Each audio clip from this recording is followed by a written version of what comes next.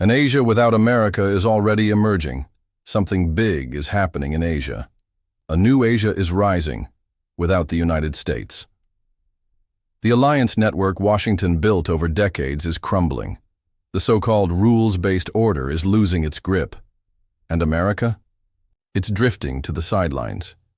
History never moves in straight lines. It looks stable until it isn't. All it takes is one imbalance, one trigger, and the system flips. As Lenin put it, there are decades where nothing happens, and weeks where decades happen. We're living through those weeks. Last week, Asia Times ran a piece titled "An Asia Without America," written by someone calling himself Han Feizi. No one knows who he is, but he's one of the sharpest voices in that publication. One paragraph stood out. Look at everything that's happened since early 2025. The global trend of de-Americanization is accelerating. Trump, in his second term, has humiliated Europe, bullied Panama, floated insane ideas about annexing Greenland and Canada, and launched a chaotic trade war on everyone. This isn't strategy. He's abusing what little influence America has left, kicking over the chessboard and hoping the pieces land in his favor. It's madness. That's the clearest summary I've seen of Trump's foreign policy in his first 100 days. People keep trying to decode Trump, believing he's playing some master-level game of 4D chess. He's not. He's not playing chess at all. He's swinging wildly, throwing punches in every direction. And because he's President of the United States, people mistake chaos for brilliance. But strip away the title and look at his behavior. What you see isn't a strategist. You see a man without a plan, no doctrine, no consistent policy, no intellectual foundation, just raw impulse, ego, and power. There's a saying, the eagle soars on the wind, but when the wind dies, is no different from a sparrow. It fits a lot of people who rose because of momentum, not merit. Take Elon Musk, drop him into a small-town bank in Ohio, and he's just another guy pitching vaporware and begging for loans. But put him on Silicon Valley's stage, the global capital of capital, and suddenly he's the richest man alive.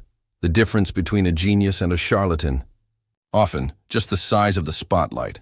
That's the lens we should apply to all powerful people, including Trump. Forget the halo. Judge the man by his actions, not the office. What does he actually believe? What does he consistently do? Let's test it. Imagine someone walks up to you and says, I'm going to cut the deficit, slash taxes, increase military spending, and expand domestic programs, all at the same time. You'd say, this guy's out of his mind. But when a U.S. president says it, somehow people nod along. Maybe it's time to stop nodding. If someone told you they want the dollar to strengthen to boost purchasing power and also want it to weaken to stimulate exports, you'd probably think they were schizophrenic, or say they want global investors to pour money into U.S. stocks and bonds while cutting trade deficits and limiting dollar outflows. Isn't that a contradiction? Or how about this? They propose a 145% tariff on the world's largest exporter, and at the same time promise lower consumer prices at home. You'd wonder if they've lost their mind. But Donald Trump has done all of this. Call him crazy? Maybe. You're not wrong, but blaming it all on him isn't fair either. More often than not, he's just trapped. Trapped in a crisis America created for itself. The real problem lies in America's obsession with the game of global hegemony, a game that's now turning against it. And this obsession is completely at odds with the ideals on which the United States was founded. George Washington warned about this in his farewell address. Why entangle our destiny with the ambitions and interests of Europe? Why surrender our peace and prosperity to that field of strife, desire, and chaos? It seems America has forgotten. Look around. America is now deeply entangled in the Russia-Ukraine conflict, heavily involved in Europe's internal affairs, and it's paying the price. Washington also warned, why abandon our unique geographic advantage? Why project power on foreign soil when we have the security of distance? Yet today, the U.S. maintains over 700 overseas military bases, spends nearly 4% of its GDP on defense, more than the next 9 countries combined. This massive spending, combined with the privatization of the military-industrial complex, has empowered special interests, deeply entangled them with political power, and created fertile ground for corruption and distortion. These defense contractors have now become immovable forces, while America's resources are slowly drained by the war machine. Washington also said, "Our true foreign policy should be to avoid permanent alliances." But America today is doing the opposite, pushing NATO expansion, creating exclusive clubs like the G7 and the Quad, and signing countless military and security pacts. It's clear that the U.S. has drifted far from its founding ideals of independence and restraint, and is now fully committed to global dominance.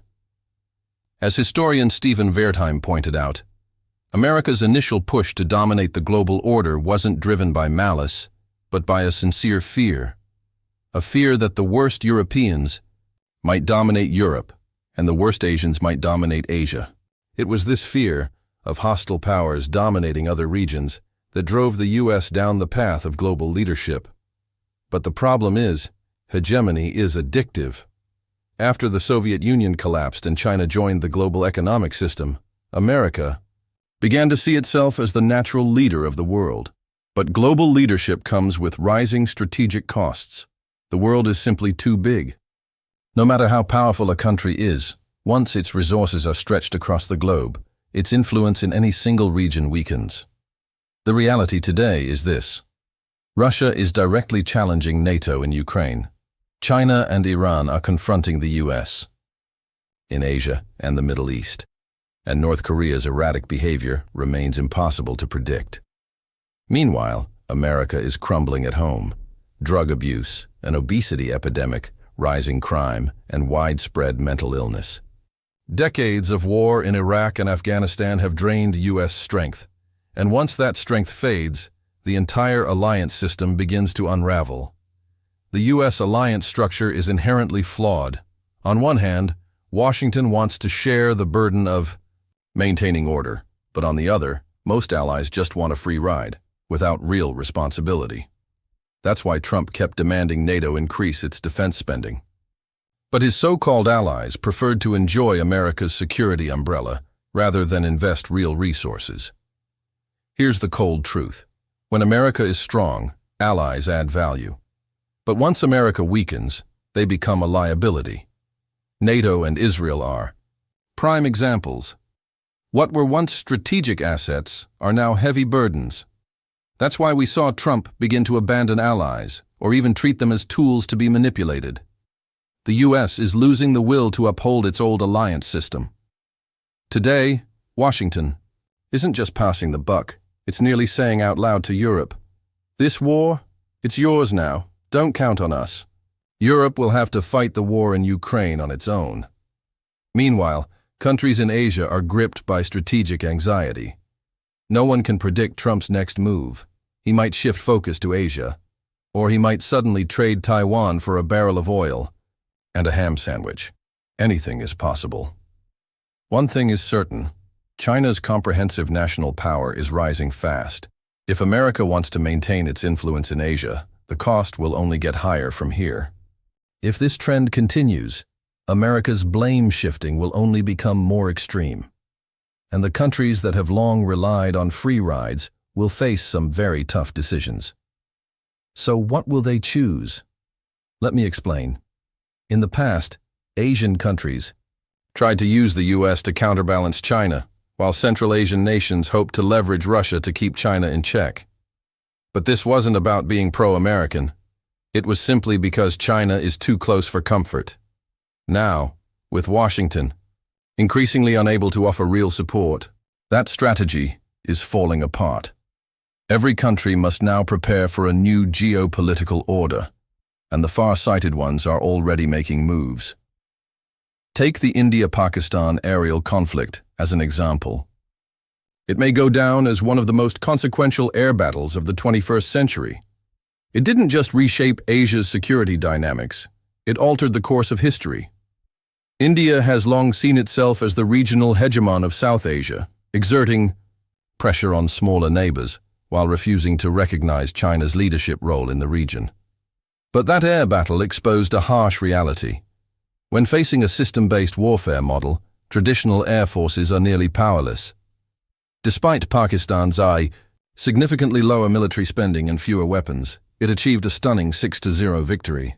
That's what we call a dimensional strike, fighting from a higher level of warfare. As of now, only 2 countries on Earth can provide a truly system-integrated combat capability: the United States and China. This shift has not gone unnoticed in Asia. According to media reports, Bangladesh is considering purchasing Chinese surface-to-air missiles, seeking to emulate Pakistan and build a Chinese-designed national air defense system. What does that mean for India? Just look at the map. India's mainland is connected to its northeastern 7 sister states by a narrow corridor known as the Siliguri Corridor. This strip of land is squeezed between Bangladesh, Nepal, Bhutan, and China, and is India's most strategically vulnerable point. If that corridor is blocked or attacked, India's entire northeast would be cut off, logistics would collapse, and central government control would effectively disappear. Even worse, the northeast is already a hotspot for separatist movements. For instance, the push for independence in Manipur has never really gone away. If Bangladesh begins deploying Chinese systems, India will face Pakistani pressure from the west, Bangladeshi leverage from the east, and find itself surrounded on multiple fronts. If the Siliguri corridor falls, India's northeast would become a landlocked enclave, an isolated territory with no effective connection to the rest of the country. India's sovereignty over the region would become purely symbolic, and secession or full independence might only be a matter of time. Meanwhile, almost all of India's neighbors, Pakistan, Bangladesh, Nepal, Myanmar, and China, have tense relations with it. India is clearly becoming diplomatically isolated in the region. To seek external support, India is accelerating its alignment with the United States. According to Reuters, India is planning to impose 0 tariffs on all American goods. This isn't normal mutually beneficial trade. It's a classic case of trading market access for political support. But the problem is, once you become America's partner, you also become a target for exploitation. Even more seriously, this dependent status will severely weaken India's leadership role among the global South. How can India still claim to represent developing countries? How can it continue to fight for a voice on the global stage?